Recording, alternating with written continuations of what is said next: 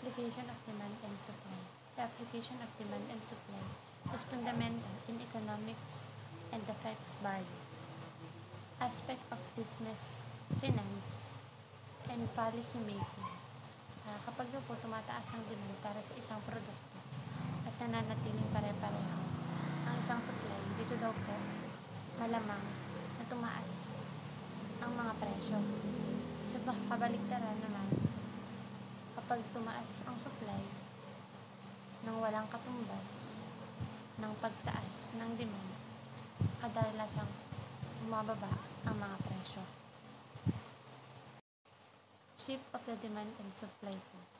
Shifts in the demand and supply curves represent changes in the market that affects the quantity, demand or supply at very price level. These shifts are caused by various factors other than price changes. Demand curve shifts.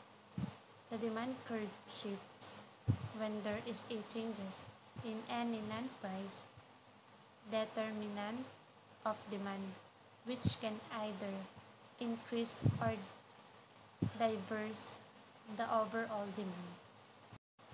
Ang pagbabago sa demand at supply curves ay kumakatawan sa mga pagbabago na nakakaapekto sa quantity demanded o supplied sa bawat antas ng presyo. Mga pagbabago ng demand curve. Ang curve ng demand ay nagbabago kapag may pagbabago sa anumang presyo na determinante ng demand na maging tumaas o bumaba sa kabuoang demand. Next topic is demand and supply. Demand is the amount of product or service that people want to buy, and supply is the amount of that product or service that business willing to sell. Ang demand po is, ito po yung kung gaano karami ang serbisyo or produkto na gustong bilhin ng isang tao. Ang example ko po dito is, kunwari, isa po akong customer. Mabili po ako ng itlog na 2 tray. So, dito po papasok po yung demand. Kasi po, dito po nakabase kung gaano karami ang gustong bilhin ng isang tao. Ang next po is yung supply. Ang supply po is kung gaano karaming serbisyo or produkto ang handang ibenta sa isang negosyo. Example ko po dito is yung mga owner po ng mga business. Kasi po, sila po yung nag-iisip kung gaano karami ang kanilang ibebenta sa isang market.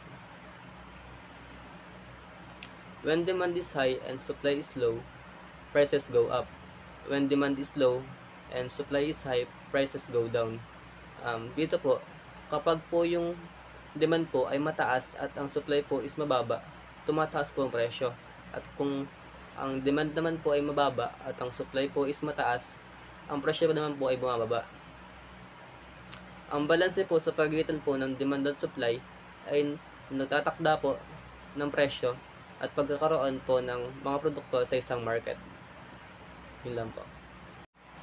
The next topic is definition and dynamics of market. Definition of market. What is market?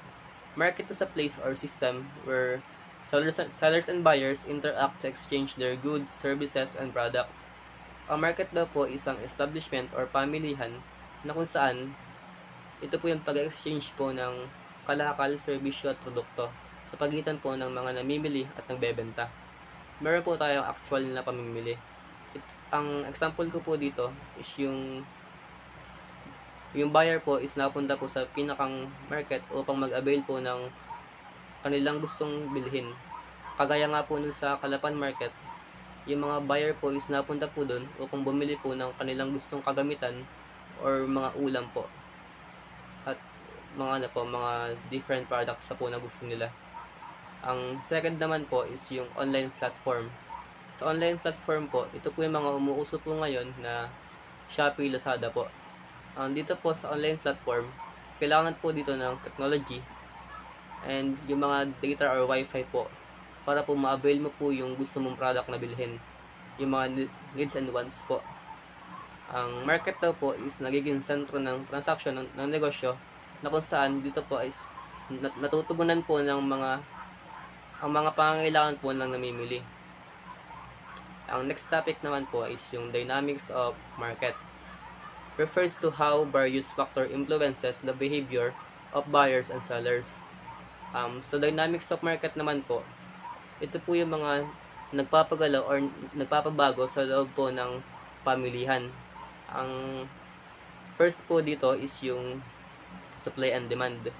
Supply and demand po is dito po is kung gaano po karami yung product or yung supply, and kung gaano po karaming bumili ang gustong bumili dun sa product na yun. Dito po nakadepende po yung presyo. Ang next naman po is yung price. Ang pabago-bago po ng presyo ang mga produkto sa loob po ng isang market. Nakadepende po sa supply tsaka po demand. Ang next naman po is yung competitors or competition. Yang hindi po mawawala po sa loob ng isang market ang mga kakompetensya po. Example po is yung parehas po kayo ng binebenta. So, yung presyo niyo po is mababago po para po mabenta niyo po yung mga product niyo. Kailangan po dito ng market strategies para po mabenta po yung mga product na binebenta niyo. Ang sunod naman is yung technology. Marami pong mga technology ang umuusbong po ngayon na nakaka-apekto po sa mga market. Kagaya po ng paraan ng paggawa ng kanilang supply at yung pagbenta po ng kanilang mga produkto. Ang next naman po is yung mga bagong panlasa ng mga namimili. Hindi po yun po mawawala sa loob ng market. Kasi po ngayon, yung mga tao po is sumasabay po sa mga uso. So, bilang isa pong owner po ng product, kailangan pong sumabay rin sa uso para po mabenta po yung mga binebenta nyo. Kasi po, if nag-stock po kayo dun sa dating mga binebenta nyo, is hindi po yun mauubos. Kasi po, bago-bago po ng gusto ang mga tao po ngayon. Yun lang po. Market equilibrium. The market equilibrium is a fundamental concept in economics that plays a crucial role in determining prices and quantities. In a market, it is the point at which the supplies of a goods or services equals the demand for the goods or service. Meaning po nito is wala pong shortage sa product and the market is said to be in the state of balance. Ang one example po ng market equilibrium is yung mga nagtitinda ng mangga. Ang sales ng mangga ay tumataas during summer. There is usually a high demand for mangoes which is usually equivalent po when it comes to supply na magiging sanhi ng market equilibrium. When the market is in equilibrium, both consumers and producers are satisfied. Kumbaga, they give each other a satisfaction. Nabibili ng mga mamimili ang dami ng goods na kanilang ninanais in a price that they are willing to pay, habang ang mga producer naman ay nabibili ang mga produkto na kanilang ginagawa sa price that covers their costs and allows them to make a profit.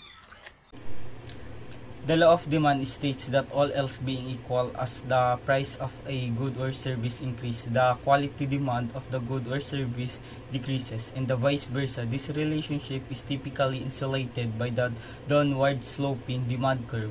The key idea is that consumers are more willing to purchase a product when it is cheaper and less willing when it is become more expensive. Meaning, ang batas ng demand ay nagsasaad na kapag tumaas ang presyo ng isang produkto o serbisyo, bumababa ang dami ng gusto o kayang bilhin ng mga tao. Ibig sabihin, mas maraming tao ang bibili kapag mas mura ang isang bagay at mas kaunti ang bibili kapag mas mahal ito. Example, kapag ang presyo ng mangga ay 100 per kilo, konti lang ang bibili dahil masyadong mahal ito para sa maraming tao. Pero kapag bumaba naman ang presyo ng 50 per kilo, mas maraming tao ang bibili kasi abot kaya na ito.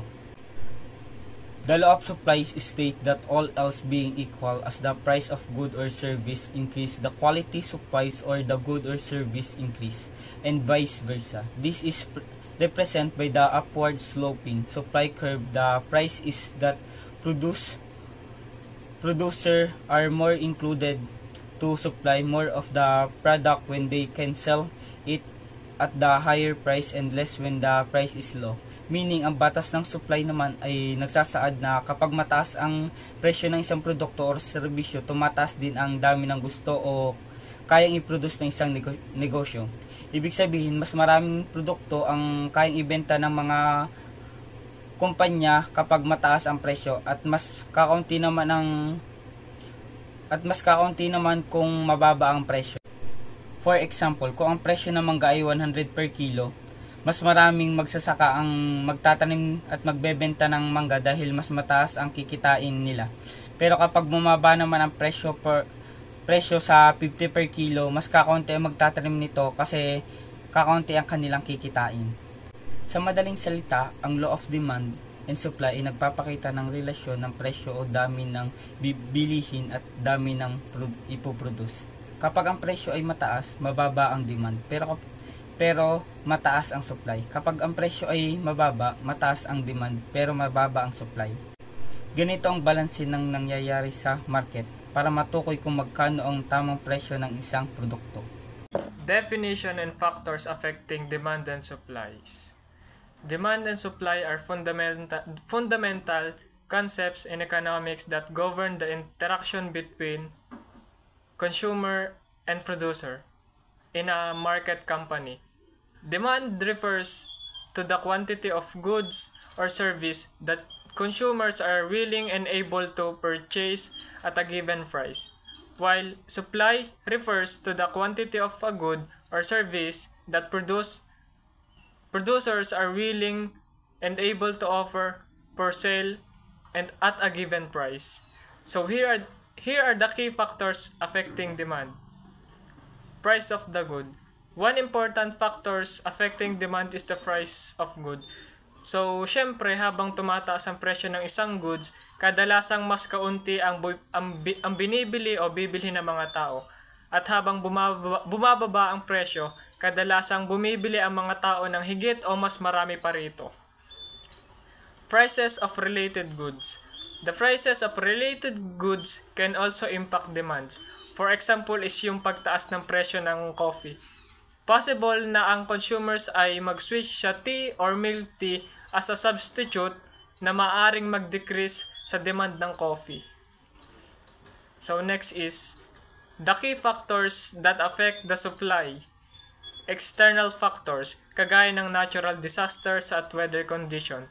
Halimbawa, ang matinding tagtuyot ay maaring mabawasan ang mga ani ng pananim na humahantong sa mas kaunting supply ng mga produktong pang-agrikultura tulad ng mga butil at prutas. All in all, demand and supplies are critical concept when it comes to economic that help us understand how market work. By understanding the factors that affect demand and supply, we can better predict and analyze changes in prices and quantities in a market economy. Non-price determinants are factors other than the price of a good or service that can cause the demand or supply curve to shift. These factors influences the quantity demand or supply at a given price. Non-price determinants of demand. First is the income. Changes in consumers' income can increase or decrease the demand. For normal goods, higher income increases demand, while for inferior goods, higher incomes decreases demand.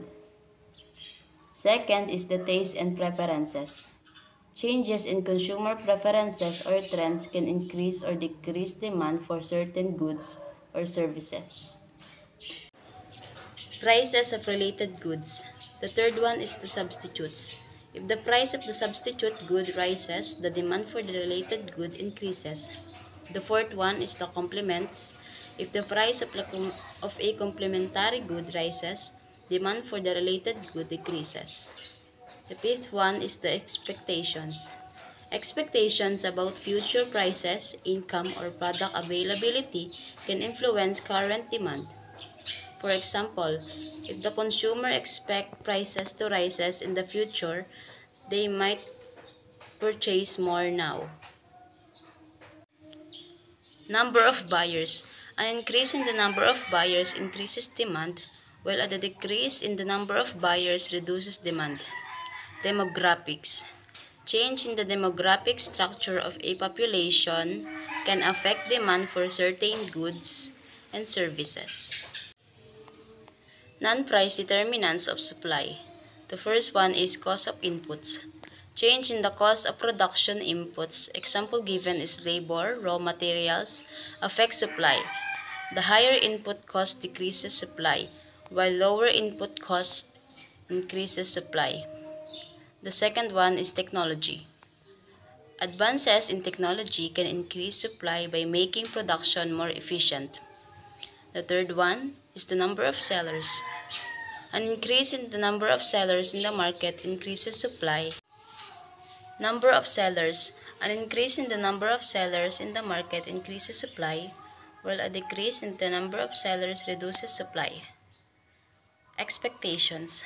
If the producers expect future prices to be higher, they might reduce current supply to sell more in the future, and vice versa. Taxes and subsidies. Taxes. Higher taxes on production can decrease supply. Subsidies. Government subsidies can increase supply by lowering production cost. Government regulations. Changes in the regulations can either increase or decrease supply. For example, more stringent regulations might decrease supply due to higher compliance costs. Weather and natural conditions. Especially for agricultural products, weather conditions can significantly affect supply. Good weather can increase supply, while poor weather can reduce it.